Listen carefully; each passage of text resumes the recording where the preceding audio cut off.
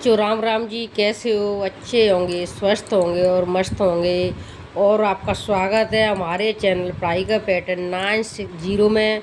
और आज हम पढ़ाने जा रहे हैं कक्षा 6 के इतिहास का अध्याय 8। इस अध्याय का नाम है खुशहाल गांव और समृद्ध शहर। तो बच्चों हम पढ़ेंगे आज खुशहाल गांव और समृद्ध शहरों के बारे में पढ़ेंगे कि गांव भी समृद्ध थे, यानी खुशहाल थे। सब चीज़ थी गांव, ग्रामीण क्षेत्रों में भी और शहरों में भी। ये नहीं कि सारी सुविधाएं शहरों में थी, सारी सुविधाएं शहरों में भी, वो सुविधा ग्रामीण क्षेत्र में भी थी, गांवों में थी। गांवों में भी हर चीज़ की उन्नति हो रही थी। ठीक है, तो उसके बारे में हम पढ़ेंगे आज। जैसे लोहे के औजार और खेती, हर चीज़ के बारे में हम पढ़ेंगे। ठीक है, तो लोहे के औजार और खेती कि बच्चों देखिए, लोहे का प्रयोग आज एक आम बात है। हालांकि आज एक प्रेजेंट में एक आम बात है। पहले तो लोहे के औजार बहुत ही कम थे। ठीक है, तो खेती भी बहुत कम होती थी। लोहे की चीज़ें हमारी रोज़मर्रा की ज़िंदगी का हिस्सा बन गई हैं। इस उपमहाद्वीप में, भारतीय उपमहाद्वीप में लोहे का प्रयोग लगभग 3000 साल पहले शुरू हुआ था। कब शुरू हुआ था बच्चों? हमारे भारतीय उपमहाद्वीप में लोहे का जो प्रयोग है आज से लगभग 3000 साल पहले शुरू हुआ था। महापाषाण कब्रों में लोहे के औजार और हथियारों की बड़ी संख्या में है। यानी महापाषाण कब्रें थीं, उनमें जो लोहे के औजार हैं और हथियार बहुत बड़ी संख्या में मिले हैं। इनके बारे में हम अध्याय 4 में पढ़ चुके हैं। करीब 2500 वर्ष पहले लोहे के औजारों के बढ़ते उपयोग का प्रमाण मिलता है। इनमें जंगलों को साफ करने के लिए क्या क्या औजार मिले? कुल्हाड़ियाँ, और जुताई के लिए हलों के जो फाल शामिल हुए हैं। यानी जो जंगलों को साफ करने, पहले लोग इस जंगल को छोड़ के उस जंगलों रहा करते थे, तो जंगलों को साफ करने के लिए क्या मिले? लोहे की कुल्हाड़ियाँ मिली हैं। और जुताई के लिए जो हलों के फाल होते हैं वो मिले हैं। और हम अध्याय 5 में पढ़ चुके हैं। लोहे के फाल के इस्तेमाल से क्या होती थी? कृषि उत्पादन बढ़ जाता था। यानी लोहा एक मजबूत धातु है, कठोर धातु है, तो इससे ज़मीन को समतल करने में, यानी उसकी जुताई करने में एक अच्छा धातु था। तो इससे जब कृषि ही मतलब खेती ही जुताई के लिए, खेती एक जैसी हो जाती थी जुताई थी, तो कृषि का भी उत्पादन बढ़ जाता था। ठीक है, कृषि के उत्पादन बढ़ाने के लिए उठाए गए अन्य कदम जैसे सिंचाई। समृद्ध गांवों के बिना राजाओं तथा उनके राज्यों का बना रहना मुश्किल था। यानी समृद्ध गांवों के बिना जो सिटियों में, शहरों में, बाज़ारों में राजा और उन जो राज्य हैं उनका रहना भी मुश्किल है, क्योंकि उन खाद्यान्न वगैरह तो हर चीज़ उनको कहाँ से मिलती है बच्चों? उनको ग्रामीण क्षेत्र से ही मिलती है। जिस तरह कृषि के विकास में नए औजार और तथा रोपाई महत्वपूर्ण कदम थे, यानी जिस तरीके से कृषि के विकास में नए औजारों और रोपाई महत्वपूर्ण कदम थे, उसी तरह सिंचाई भी काफ़ी उपयोगी साबित हुई है। यानी कृषि के विकास में जो औजारों का योगदान है, उसी तरीके से सिंचाई का भी काफ़ी उपयोगी योगदान हुआ, क्योंकि बिना सिंचाई के भी कोई खेती नहीं की जा सकती है। इस समय सिंचाई के लिए नहरें, कुएं, तालाब तक कृत्रिम जलाशय बनाए गए थे। यानी इस समय क्या क्या है, हमें कृषि के लिए मतलब सिंचाई के लिए मतलब कृषि करेंगे, उसकी सिंचाई के लिए, खेती की सिंचाई के लिए क्या क्या चीज़ बनाई गई थी? नहरें, कुएं, तालाब और क्या बनाए गए थे बच्चों? कृत्रिम जलाशय बनाए गए थे। ठीक है, तो आगे देखिए। अब है औजारों की सूची में इन चित्रों के नाम देखिए। असिया यानी एसिया बोलते हैं वो चीज़ देखिए। अब जेरा इधर देखिए, मैं एसिया देखिए, कुल्हाड़ी देखिए और सड़ासी देखिए जी। ठीक है, तो ये क्या है? ये लोहे के औजार हैं। ठीक है बच्चों, तो आगे देखिए, आगे पढ़ते हैं। लोगों के द्वारा परिश्रम मेहनत किया जाता था। ठीक है, किसानों को लाभ मिला क्योंकि अब उत्पादन की अनिश्चितता घट गई थी। यानी उत्पादन अब निश्चित हो गया था, क्योंकि अब लोहे के औजार शुरू हो गए थे, तो उनसे अब लोगों को भी अब मतलब इतना परिश्रम करना पड़ता था, वो हाथों से वैसे नहीं करना पड़ता था। ठीक है, और उत्पादन भी बढ़ा था उनका। कर अदा करने के लिए किसानों को उत्पादन बढ़ाना था। यानी जो कर देने पड़ते थे लोगों को, जो किसान लोग थे उनको कर देना पड़ता था, जो राजा लोगों को, तो उनके लिए उन्होंने क्या किया था? उत्पादन बढ़ाया था। ठीक है, इन औजारों के द्वारा, क्योंकि उनको कर तो देना ही निश्चित था, देना पड़ता था इसलिए। ठीक है, तो बच्चों आगे देखिए। राजाओं ने सिंचाई की योजना बनाई और धन खर्च किया था। राजाओं ने क्या किया था? राजाओं ने सिंचाई की योजना बनाई और धन खर्च किया था। ठीक है, तो आगे पढ़िए। गांव में कौन रहते थे? अब बच्चे जानते, देखिए ये इंपॉर्टेंट क्वेश्चन बनते हैं कि गाँव में कौन लोग रहते थे, कौन रहते थे। इस उपमहाद्वीप के दक्षिणी तथा उत्तरी हिस्सों के अधिकांश गाँवों में कम से कम 3 तरह के लोग रहा करते थे। यानी भारतीय उपमहाद्वीप के दक्षिण भारत में और उत्तरी भारत के हिस्सों में अधिकांश गाँवों में कम से कम कितने लोग रहा करते? 3 तरह के लोग रहा करते थे। तमिल क्षेत्र में बड़े भूस्वामियों को क्या कहा जाता है? बेलल्ला कहा जाता है। ठीक है, बेलला कहा जाता है। ठीक है, क्या कहा जाता है? जो तमिल क्षेत्र में जो बड़े भूमि स्वामी यानी भूमि के स्वामी होते थे उनको क्या कहा जाता है? बच्चों, ये क्वेश्चन पेपर में 100% बनते हैं कि तमिल क्षेत्र में जो बड़े भूमि स्वामी होते, बड़े भूमि के जो स्वामी होते थे, मालिक होते थे, उनको क्या कहा जाता है? बेलल्ला कहा जाता है। ठीक है, साधारण हलवाओं को क्या कहा जाता है? उड़वार कहा जाता था। ठीक है, और भूमिहीन, जिसका भूमि नहीं थी, उन मजदूर को, जिन लोगों के भूमिहीन थे, इनके भूमि नहीं थी, जमीन नहीं थी, उनको मजदूर, दास, कड़ईसियार और अदमई कहलाते थे। ठीक है, ये क्वेश्चन ध्यान मतलब याद कर लेना, बहुत इम्पोर्टेंट है, बनता है ये, मतलब जो टीचर लाने कंपटीशन तो बनता ही बनता है। देश के उत्तरी हिस्से में गांव का प्रधान व्यक्ति क्या कहलाता था? उसको ग्राम भोजक कहलाते थे। यानी ये दक्षिण में जो बड़े क्षेत्र के लोग हैं उनके जो भूमि स्वामी होते थे उनको बेलल्ला या साधारण हलवाई होते थे उनको उड़वार कहा जाता था, और जिनके भूमि नहीं थी, वो भूमिहीन थे, उनको मजदूर, दास, कड़ेसियार या अदमई कहा जाता था। ऐसे ही इसी प्रकार से देश के उत्तरी हिस्से में यानी उत्तरी भारत में गांव का जो प्रधान व्यक्ति होता था, उसको ग्राम भोजक क्या कहा जाता था? ग्राम भोजक कहा जाता था। ठीक है, अक्सर एक ही परिवार के लोग इस पद पर कई पीढ़ियों तक बने रहते थे। यानी वंशानुक्रम, जैसे एक ही पीढ़ी के लोग, अक्सर एक ही परिवार के लोग मतलब कई पीढ़ियों तक एक ही पद पर बने रहते थे। ठीक है, यानी कि यह पद आनुवंशिक था, जैसे पिता के गुजर जाने के बाद उसका बेटा, बेटे के बाद बेटा, ऐसे ही बने रहते थे। जैसे कि भूमि का स्वामी होता था तो उसके गुजर जाने के बाद उसका बेटा ही, उसके गुजरने के बाद उसका बेटा ही होता है। यानी ये पद कैसा हो गया था? आनुवंशिक हो गया था। ठीक है, ग्राम भोजक के पद पर आमतौर पर गांव का सबसे बड़ा भूस्वामी होता था। यानी जो ग्राम भोजक के पद है उस पर आमतौर पर तो गांव का जो सबसे बड़ा भूस्वामी, सबसे ज़्यादा भूमि होती थी, सबसे ज़्यादा ज़मीन होती थी, वो ही यानी भूस्वामी होता था। ठीक है, साधारणतः इनकी ज़मीन पर इनके दास और मजदूर काम करते थे। यानी जो भूमि के मालिक हैं उनकी ज़मीन पर उनके दास और जो मजदूर होते थे वो ही काम करते थे। ठीक है, भूमि के स्वामी नहीं करते थे। इसके अतिरिक्त जो प्रभावशाली होने के कारण प्राय राजा भी कर वसूलने का काम इन्हें ही सौंप देते थे। यानी जो भूमि के स्वामी हैं, ज़मीन के मालिक हैं, वो बहुत शक्तिशाली यानी प्रभावशाली होते थे। इस कारण जो राजा होते थे, जो राजा एक जगह होते थे किसी शहर या किसी मतलब क्षेत्र के, तो वहाँ के जो भूमि के मालिक होते थे उन्हीं को राजा लोग कर वसूल करने का काम सौंप देते थे। ठीक है, कि प्रभावशाली होने के कारण राजा भी कर वसूलने का काम इन्हें ही सौंप देते थे। ठीक है, ये न्यायाधीश का और कभी कभी पुलिस का काम भी कर देते। ठीक है, तो आपकी समझ में आ ही रहा होगा।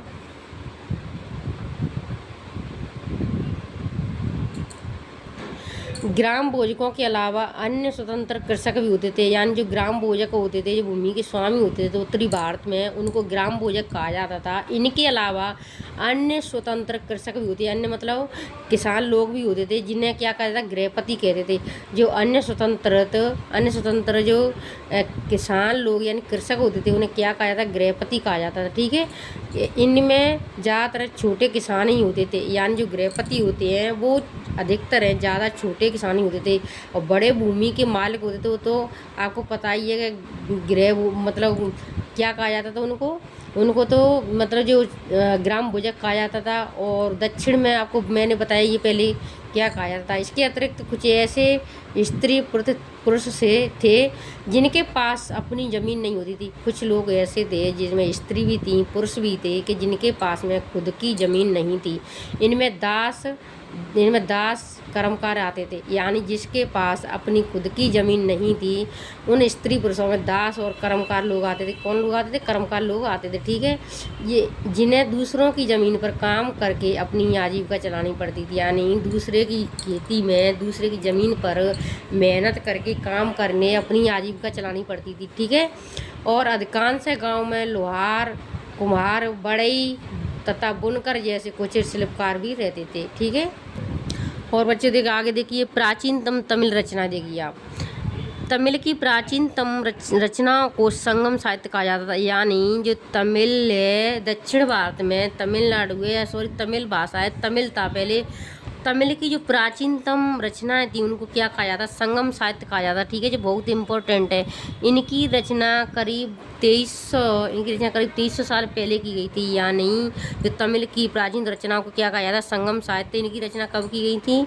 करीब 2300 साल पहले की गई थी। इन्हें संगम इसलिए कहा जाता था, संगम इनको क्यों कहा जाता, किस लिए कहा जाता था? इसलिए क्योंकि मदुरई के कवियों के सम्मेलनों में इनका संकलन किया जाता था। इनको संगम क्यों कहा जाता था? क्योंकि जो मदुरई है ना, जो मदुरई है वहाँ के कवि थे, उनके कवियों का जो सम्मेलन होता था उनमें इनका संकलन किया जाता था। गांव में रहने वालों के जिन तमिल नामों का उल्लेख यहाँ किया गया है वे संगम साहित्य में पाए गए थे, ठीक है। किसमें पाए गए थे? संगम साहित्य में पाए गए थे। वो आगे देखिए, नगर क्या कहती है? नगर क्या कहती है? कहानियाँ, यात्रा विवरण, मूर्ति कलाएं और पुरातत्व, ठीक है। तो इसके बारे में हम पढ़ेंगे, और नगरों के बारे में पढ़ेंगे, ठीक है। हमने ग्रामीण क्षेत्र के बारे में, किसानों के बारे में पढ़ लिया है, तो अब हम पढ़ेंगे नगरों के बारे में, ठीक है। तुमने जातकों के बारे में सुना होगा, ठीक है। ये वो कहानियाँ हैं, तुमने जातकों के बारे में सुना होगा, ये वो कहानियाँ हैं जो आम लोगों में प्रचलित थीं।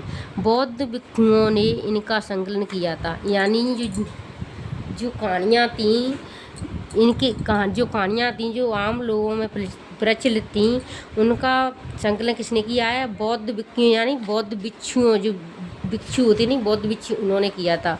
यहाँ एक जातक कथा थी, यहाँ कौन सी कथा थी? यहाँ एक जातक कथा दी गई है जिसमें यह बताया गया है कि एक निर्धन किस तरह धीरे धीरे धनी बन जाता है, ठीक है। इसमें क्या बताया गया है कि एक निर्धन था, एक गरीब व्यक्ति था, वो किस तरह धीरे धीरे वो धनी यानी अमीर बन जाता है, ठीक है बच्चों। यहाँ तक तो आपकी समझ में आई गई होगी ना। आगे चलते हैं, तो इस कहानी के बारे में हम पढ़ेंगे कि एक निर्धन की चतुराई।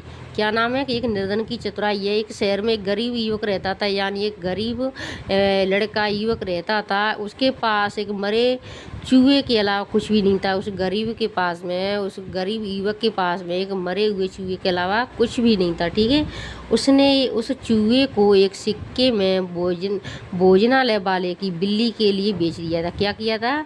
उसने उस चूहे को एक सिक्के में, किससे में? मात्र एक सिक्के में, ओनली एक सिक्के में एक भोजन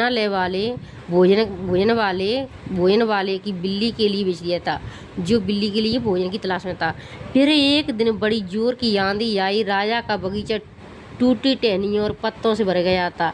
उनका माली से साफ करने की बात से परेशान हो उठा।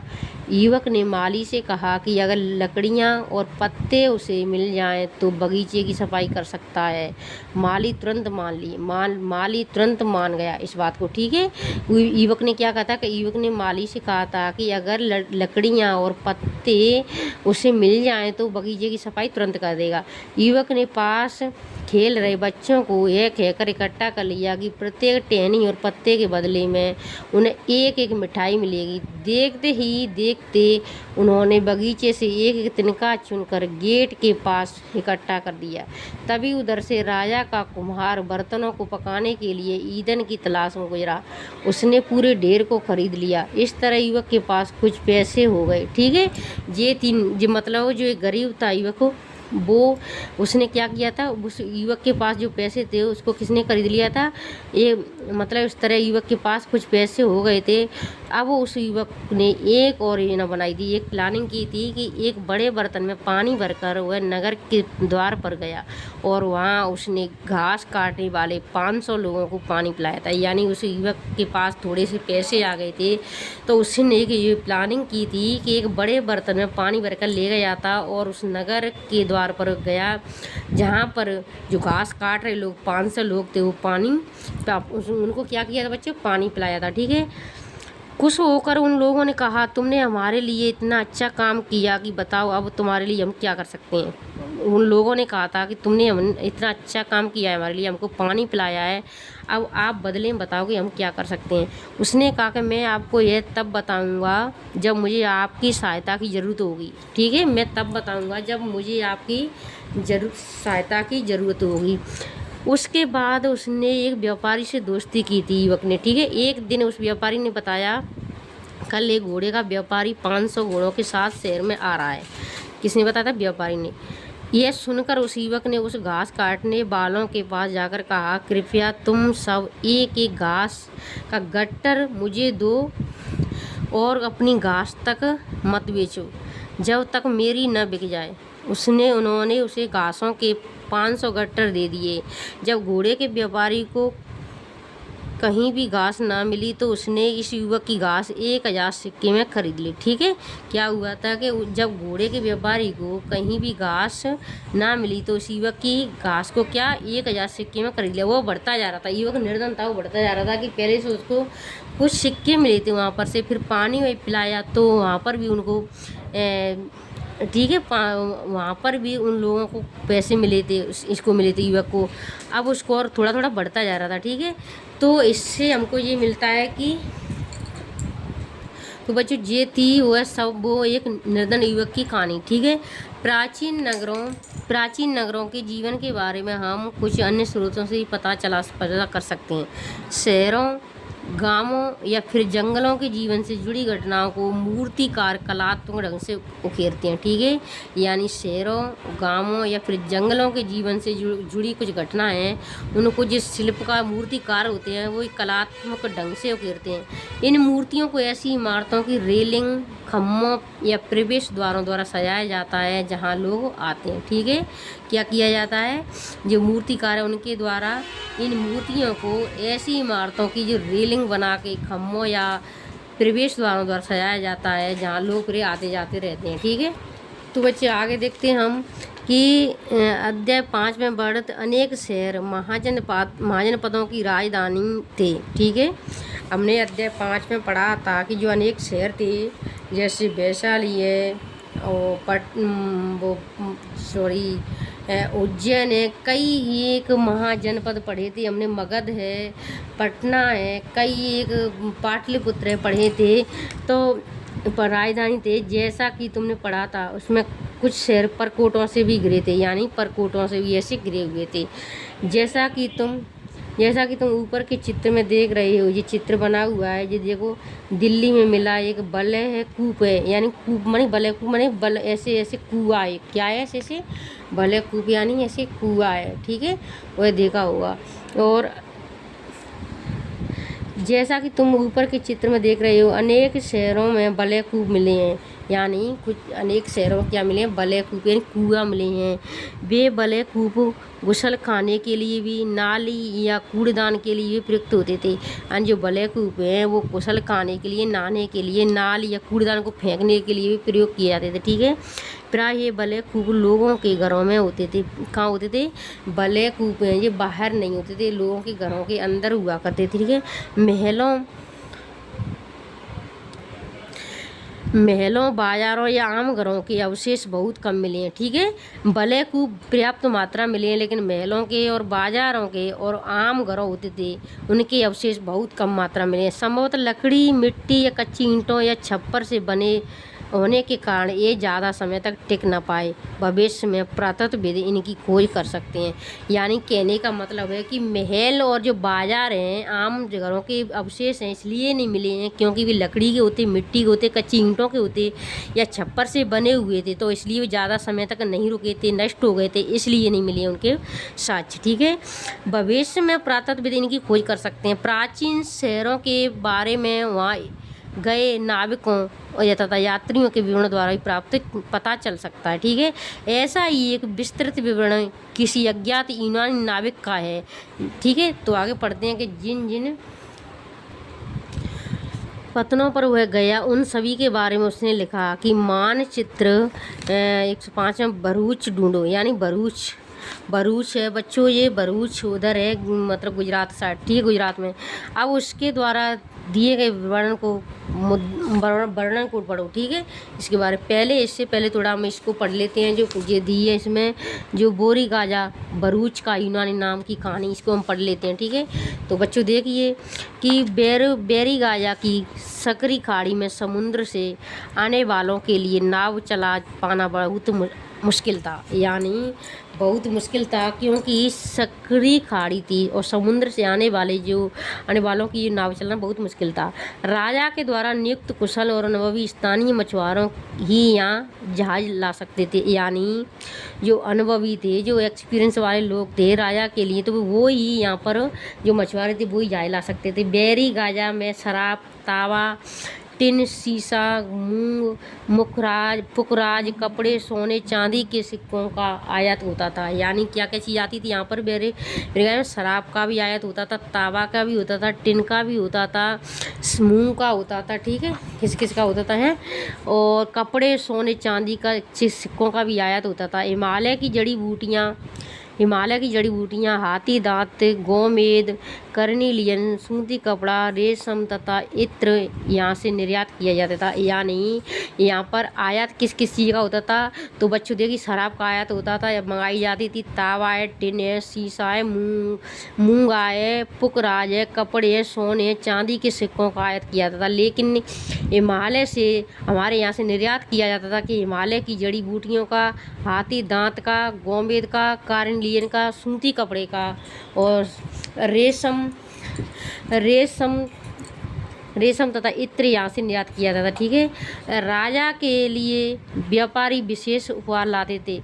इनमें चांदी के बर्तन, गायक, किशोर, सुंदर औरतें और अच्छी शराब तथा उत्कृष्ट महीन कपड़े शामिल थे। यानी राजा के लिए जो व्यापारी लोग थे वो क्या क्या उपहार लाते थे? इनमें चांदी के बर्तन, ठीक है, चांदी के बर्तन लाए जाते थे, गाय, किशोर और सुंदर औरतें भी लाई जाती थी। ठीक है भैया, देख लो राजाओं के लिए क्या क्या आता था, सुंदर औरत भी आती थी, अच्छी शराब तथा उत्कृष्ट महीन कपड़े वाले शामिल थे। ठीक है, राजा के मतलब बेरी गाया से आयात और निर्यात होने वाली चीज़ों की सूची बनाओ।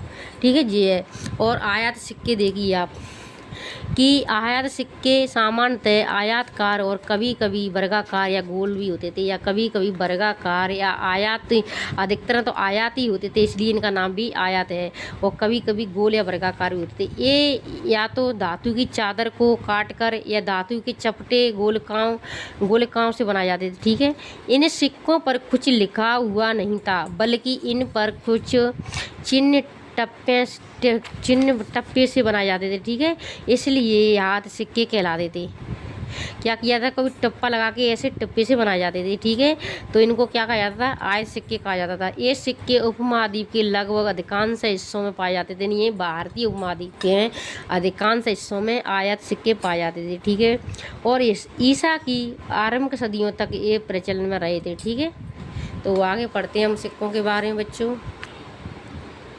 तो बच्चों हम सिक्कों के बारे में पढ़ते हैं कि किस तरह सिक्कों के आधार पर संपत्ति का मूल्यांकन किया जाता था। यानी सिक्कों के आधार पर जो हमारी प्रॉपर्टी संपत्ति होती थी उसका मूल्यांकन निरीक्षण किया जाता था कि पुरातत्वविदों को इसी युग के हजारों सिक्के मिले हैं। यानी जो पुरातत्वविद थे इनको इसी युग के हजारों सिक्के मिले हैं। सबसे पुराने हाथ सिक्के थे, यानी इन सभी सिक्कों में, इसी युग के सिक्कों में सबसे पुराने सिक्के कैसे थे? हाथ सिक्के थे। ठीक है, जो करीब 500 साल चले थे। कितने चले थे? 500 साल। इसका चित्र नीचे दिया गया है। चांदी या तांबे के सिक्कों पर विभिन्न आकृतियों को हाथ कर बनाए जाने के कारण इन्हें हाथ सिक्का कहा जाता था। कैसे बच्चों? कि जो तांबे या चांदी के सिक्कों पर विभिन्न प्रकार की आकृतियों को हाथ कर बनाए जाने के कारण इनको क्या कहा जाता था, हाथ सिक्का कहा जाता था। ये किसके होते थे, चांदी या तांबे के होते थे। ठीक है, हाथ करके ऐसे ठप्पा लगा के बनाया जाता था। देखो बच्चों आपको दिख रहा होगा इसमें आप में, देखिए ये ठप्पे लगा लगा के बनाया जाता था। ठीक है, इसको हाथ कहा जाता है। तो आगे देखिए, अब आगे पढ़ते हैं हम। इसमें विनिमय के अन्य साधन भी देखिए, विनिमय के अन्य साधन भी देखिए। संगम साहित्य की इस छोटी सी कविता को पढ़ो। खेतों के सफ़ेद धान गाड़ियों पर लादे जाते थे जा रहे, नमक के लिए लंबे लंबे रास्ते, चांदनी सी सफ़ेद रेत पर परिवार को समेटे हुए। यानी ये नमक के बारे में, नमक फैला रहता था समुद्र में, चांदनी की सफ़ेद रेत पर, यानी नमक फैला हुआ है। कई पीछे छूट न जाए शहरों से, इसको छोड़िए आप पढ़ लीजिए। देखिए आप, नगर अनेक गतिविधियों के केंद्र थे। नगर यानी अनेक गतिविधियों के केंद्र बने हुए थे। अक्सर नगर कई कारणों से महत्वपूर्ण हो जाते हैं। नगर कई एक चीज़ ऐसी थी, इनसे महत्वपूर्ण हो जाते हैं। ठीक है, तो उदाहरण के लिए मथुरा को देखिए, मथुरा के बारे में पढ़ेंगे हम। यह 2500 साल से भी ज़्यादा समय से एक महत्वपूर्ण नगर रहा है। कौन सा, सबसे मतलब कितनी वर्ष पहले, 2500 साल से भी ज़्यादा समय से एक महत्वपूर्ण नगर कौन सा रहा है, मथुरा। क्योंकि यह यातायात और व्यापारी के दो मुख्य रास्तों पर स्थित था। यानी कहाँ पर स्थित था, यातायात और जो व्यापारी के जो व्यापार होता था, व्यापार और यातायात जो साधन आते जाते थे, व्यापार करते थे, उनके दो मुख्य रास्तों पर कौन सा शहर स्थित था, कौन सा नगर स्थित था, मथुरा था। ठीक है, इनमें से एक रास्ता उत्तर पश्चिम से पूर्व की ओर, यानी इधर से पूर्व की ओर, और दूसरा उत्तर से दक्षिण की ओर। तो मथुरा बीच में आता था ऐसे करके। ठीक है, कि ऐसे देखो, उत्तर से दक्षिण की ओर और उत्तर पश्चिम से पूर्व की ओर। ठीक है, तो कौन सा शहर आता था, मथुरा। ठीक है, आ जाने वाला था। शहर के चारों ओर किलेबंदी थी, यानी मथुरा शहर के चारों ओर क्या थी, किलेबंदी। इनमें अनेक मंदिर हुए थे, ये तो आपको पता ही है। आसपास के किसान तथा पशुपालक शहर में रहने वालों के लिए भोजन जुटाते थे। यानी आसपास के जो लोग किसान हैं वो और पशुपालक हैं, वो क्या किया करते थे, खेतों में फसल उगा के किसान और पशुपालक द्वारा, मतलब पशुपालन द्वारा जो क्या करते थे, लोगों के लिए भोजन जुटाते थे। मथुरा बेहतरीन मूर्तियाँ बनाने का केंद्र रहा है। बच्चों ये क्वेश्चन बन सकता है कि बेहतरीन मूर्तियाँ बनाने का शहर कौन सा रहा है, तो मथुरा रहा है। यानी मथुरा बेहतरीन मूर्तियाँ बनाने का क्षेत्र रहा है। ठीक है, और इसे आगे देखिए कि लगभग 2000 साल पहले मथुरा कुषाणों की राजधानी थी, दूसरी राजधानी थी। ठीक है, मतलब लगभग 2000 साल पहले मथुरा किसकी दूसरी राजधानी रही है, तो कुषाणों की। बहुत इम्पोर्टेंट है, वेरी मोस्ट है ये बच्चों। देखिए कि मथुरा कुषाणों की कौन सी राजधानी रही है, तो बच्चों दूसरी राजधानी कुषाणों की कौन सी रही है, मथुरा रही है। कब रही है, लगभग 2000 साल पहले रही है। इसके बारे में तुम अगले अध्याय पढ़ोगे। मथुरा एक धार्मिक केंद्र भी रहा है, जी तो आज भी जानते हो आप। ठीक है, यहाँ बौद्ध विहार और जैन मंदिर है। मथुरा क्या है, बौद्ध विहार और जैन मंदिर है। यह कृष्ण भक्ति का एक महत्वपूर्ण केंद्र भी रहा है, तो आपको अच्छे बच्चे भी जानते होंगे। ठीक है, अच्छे से। तो आगे पढ़ते हैं। तो देखिए बच्चे, आगे देखिए, मथुरा में प्रस्तर खंडों यानी पत्थर के खंडों तथा मूर्तियों पर अनेक अभिलेख मिले हैं। यानी मथुरा नगर में प्रस्तर यानी पत्थरों के खंड, प्रस्तर खंडों यानी पत्थरों के टुकड़ों पर, पत्थरों के जो खंडों पर और मूर्तियों पर अनेक क्या मिले, अभिलेख मिले, यानी लिखे हुए लेख मिले हो। ठीक है, आम तौर पर यह संक्षिप्त अभिलेख है जो स्त्रियां तथा पुरुषों द्वारा मठों या मंदिरों को दिए जाने वाले दान का उल्लेख करते हैं। ठीक है, यानी संक्षिप्त अभिलेख हैं जो स्त्रियों के द्वारा, पुरुषों के द्वारा जो मठ मंदिर हैं, इन पर दान दिए जाने का उल्लेख मिलता है। प्राय शहर के राजा रानी और अधिकारी, व्यापारी, शिल्पकार इस प्रकार के दान करते थे। कौन करते थे, जो शहर के राजा लोग हैं, रानी हैं, अधिकारी हैं, व्यापारी, शिल्पकार करते थे।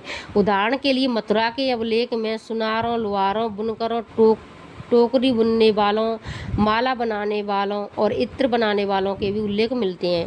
मथुरा के लोगों के व्यवसायों की एक सूची बनाई थी। ठीक है, आगे देखिए, आगे पढ़ते हैं हम कि शिल्प तथा शिल्पकार के बारे में पढ़ेंगे हम कि पुरास्थलों से, जो प्राचीन स्थल से, वहाँ से शिल्पों के नमूने मिले हैं।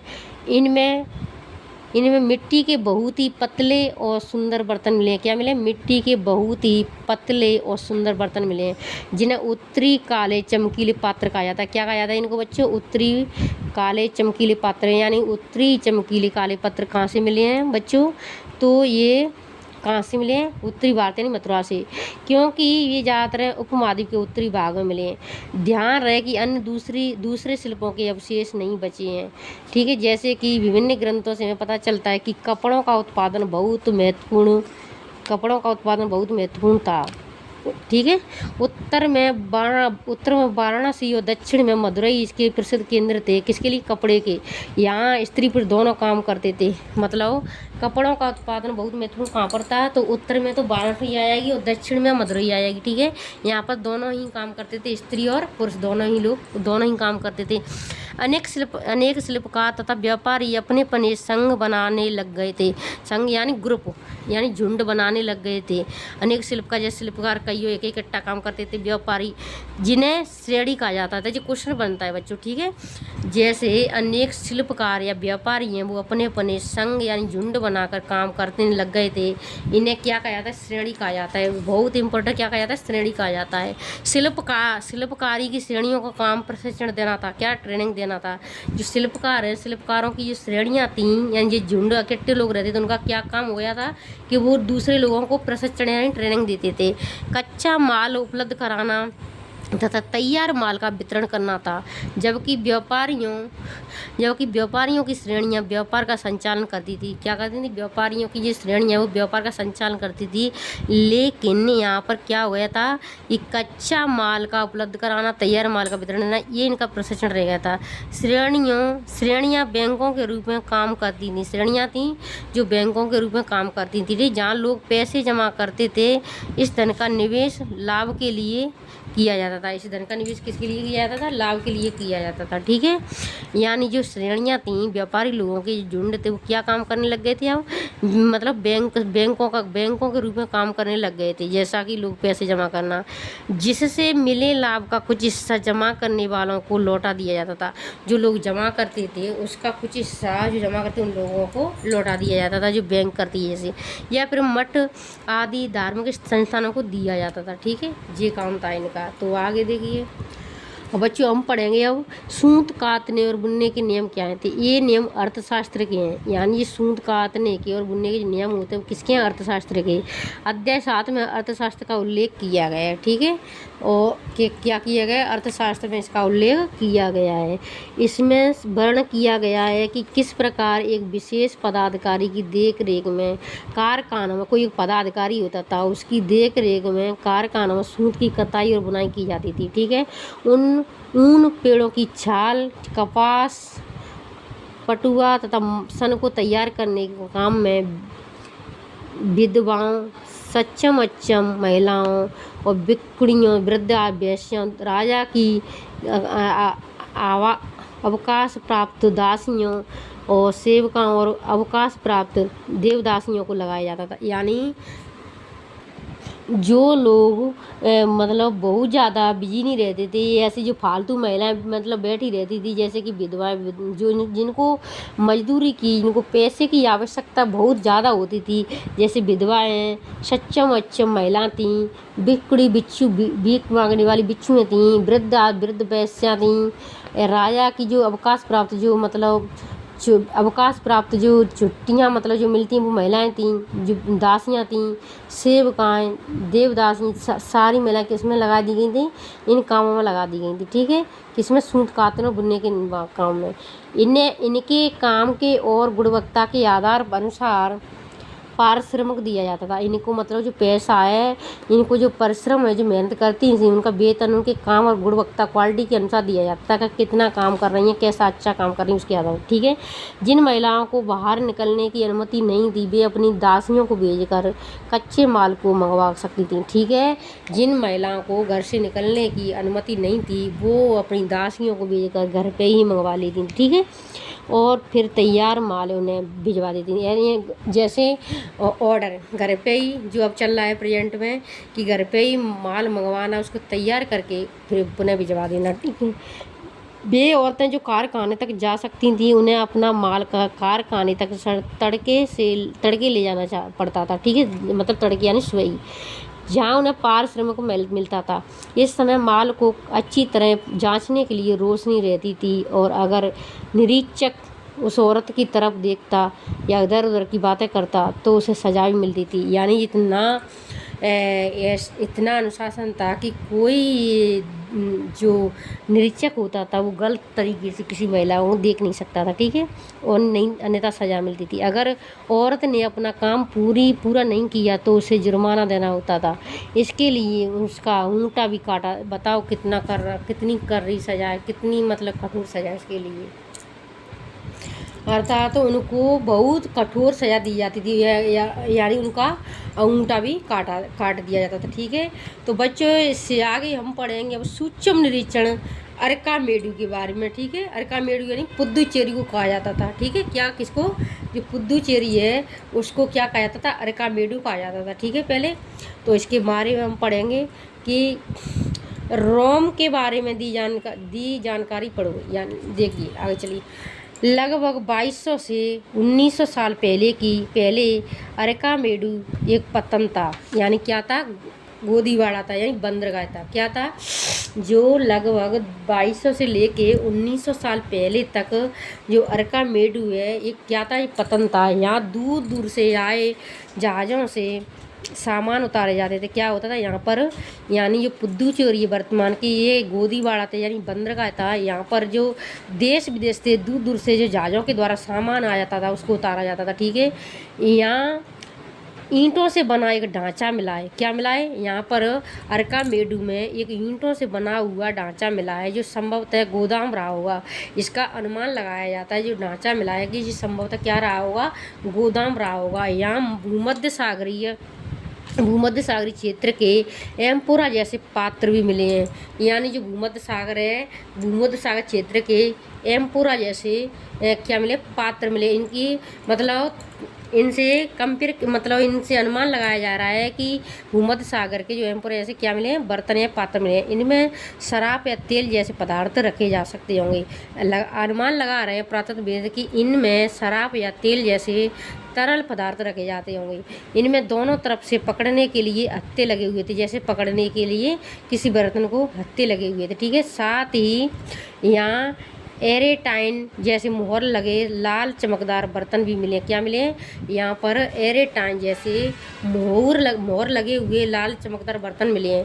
इन्हें इटली के एक शहर के नाम पर एरेटाइन पात्र के नाम से भी जाना जाता है। इन बर्तनों को जो मोहर लगे हुए लाल चमकदार बर्तन मिले हैं उनको इटली के एक शहर के नाम पर क्या कहा गया? एरेटाइन नाम दिया गया, ठीक है।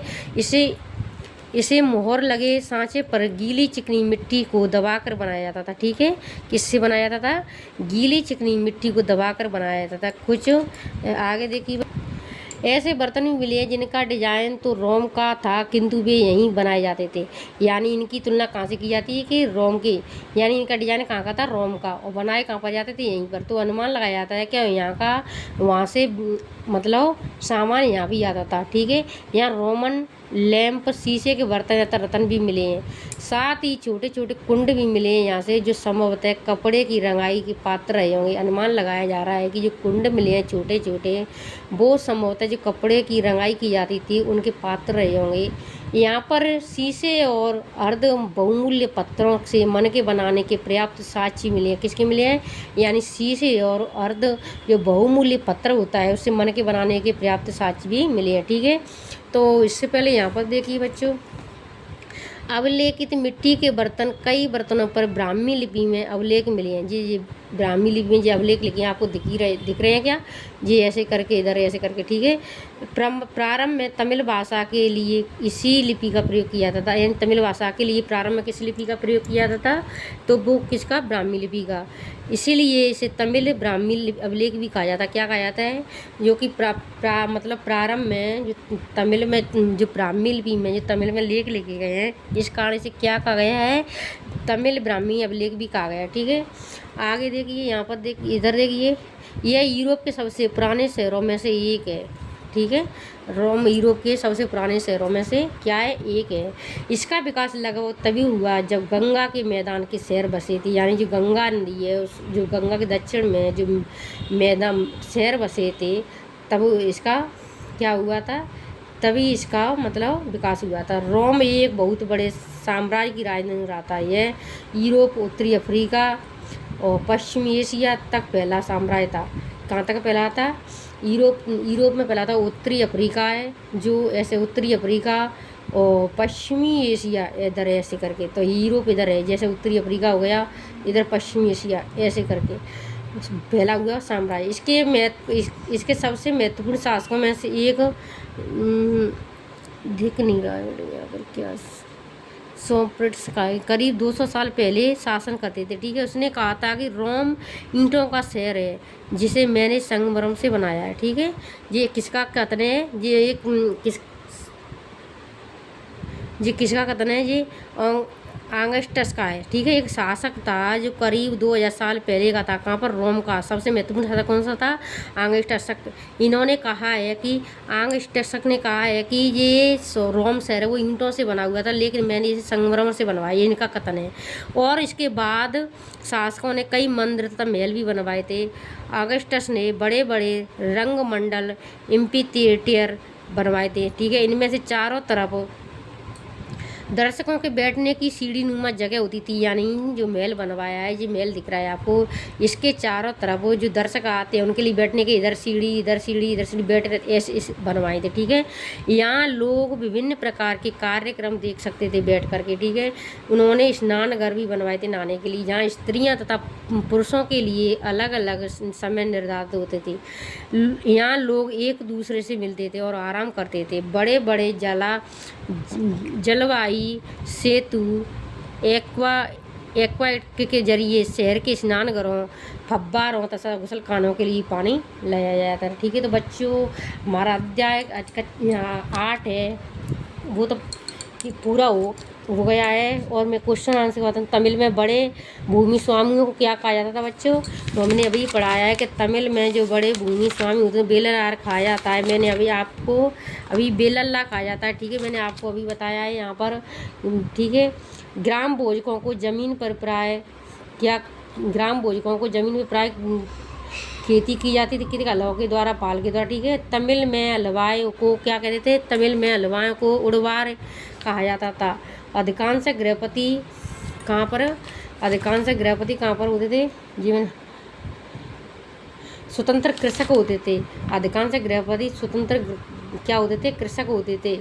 ऐसे ही तो जो हो गया। ठीक है, ब्लैक का उपयोग नहाने के लिए, कपड़े धोने के लिए, सिंचाई के लिए, जल निकास के लिए किया जाता था। किसके लिए किया जाता था? ये किया जाता था। हाथ सिक्के चांदी के होते थे। ब्लैक का उपयोग है नहाने के लिए, सिंचाई के लिए, कपड़े धोने के लिए, किसके लिए? नहाने के लिए किया जाता था। ठीक है, ये हो गया। और ये इधर देखिए आप, इधर देखिए तिथियाँ देखिए। उपमहाद्वीप में लोहे के प्रयोग की शुरुआत कब हुई थी बच्चों? 3 साल पहले हुई थी। ठीक है, लोहे के प्रयोग में किस बढ़ोतरी नगर आहत सिक्के 25 साल पहले आए थे। संगम साहित्य की रचना की शुरुआत कब हुई थी? 2300 साल पहले। अर्कामेडू का पतन 2200 तथा 1900 साल पहले आया था। तो बच्चों थैंक यू। हमारा कक्षा 6 के इतिहास का अध्याय 8 कंप्लीट होता है और नेक्स्ट आपको हम पढ़ाएंगे चैप्टर 9। इसका नाम है व्यापारी, राजा और तीर्थ यात्री के बारे में। तो थैंक यू बच्चे, आप साथ साथ में पढ़ते जाइए। वेलकम।